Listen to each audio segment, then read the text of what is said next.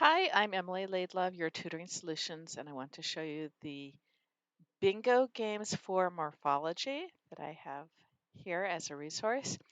It is based on one of the games that I have in my Ultimate Editable Game Pack, but this is a standalone and expanded, and it's a bingo game the way I like to play it for morphology. Let me show you. Here we have, well, connect with me, please connect with me. I have instructions. You will have to authorize this. It is in Google Sheets and it has code that does the randomizing and the selecting words and whatnot. So you will have to authorize it. It will say that it's dangerous or potentially unsafe, but it's fine. I haven't written anything in that does anything, and all it does is randomize words and pick words. So there's nothing malicious uh, and it collects no data. So what you do is you have a sheet that says list for games, and on this sheet you have words here, and you can put any list of words here. You can put any list. I have some suggested here, but you can put any list of words here that you might want to use within the games. If you're studying specific words, you can put the word list in here. Once you have the word list in there, you can have this sheet here that says word cards, and that's just so that you can pick one of the lists, one of the words from that sheet. And if you don't want one of those words, you take it out of that list and it won't appear here. That list also goes into a bingo game. This is the editable bingo game, and you can see here that I might have to decrease the font one more because that is such a long word. But you would play this game and, click it to mark and go for 5 in a row. And it's set up for 2 people to play side by side and play bingo. Now, you could call a word and just mark the word that was called, and you could use the word cards, these word cards, to call the word. However, I like to play it a slightly different way. I like to increase the depth of thinking that has to go on with these words. So not only do they have to read it, they have to think about it. So the clues, I give these clues here. I would like a word with the root that means to carry. And you would go here and find one that has a root that means to carry. Oh, port means to carry, and then read the word. Or I'd like, and each person would find a word with that. Let me just reset the game so you can see.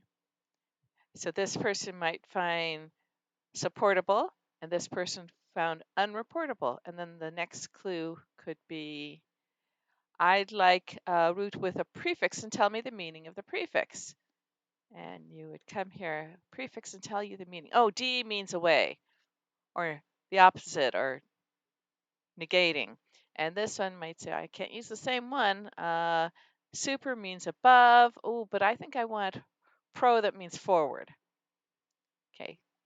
And go to the next clue, and just pick clues. And I keep the clues on the side and I tell my students, oh, this is the clue. And I might be encouraging them to find something that I want them to think about. So I'm not limiting to these clues.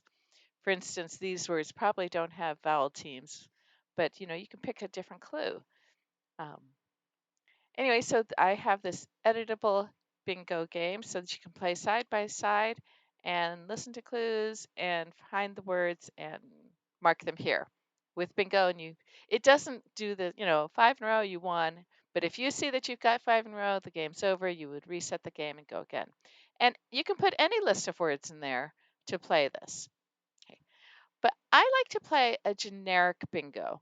And in this generic bingo, I just keep this set of generic clues, and we have to read the word and then think of which one to mark. So, for instance, let me get a new word here, opportunity. Now, this student might say the prefix is op, and this one might say, let's see, I want to go this way. Oh, I can say I have a short vowel sound, the ah, and then we get a new one. So if I'm playing this within a group, Or with two people, I'd say you can't choose the same square. So you can't both choose prefix. You have to find something else. And it really requires us to think more deeply about the word. And if you want to change any of these, so you don't want to have long vowel sound or short vowel sound, you come down here and you change it in this list here, and it gets changed up in the bingo board. Okay, and you can play this, and it makes you think about the word. You have to read the word, and you have to figure out what's going on, but it makes you think a little more. So, you might have to say, oh, the suffix is ity, and this person might say, oh, it's a noun. Let me mark noun, etc. So getting a greater level. And as if I'm playing with a student, I will keep giving them instructions so that they're hearing and understanding what the parts of speech are and how we use it and use it in a sentence and whatnot. Uh, I guide the teaching through looking at these words. Right. So this is my generic board, and we just show the word. Now, both the editable board that's based on the list or the generic board can also be printed. So you can print this is the one with the list, and it prints, I believe there's 10 completely different boards. And again, we might have to go and change uh, the font on this, make it a little bit smaller till it fits. Okay.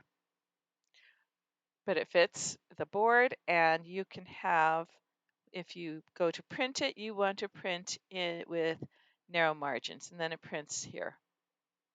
No, I see. I thought I fixed it, but I guess not. All right. So the longer the word, the smaller the print.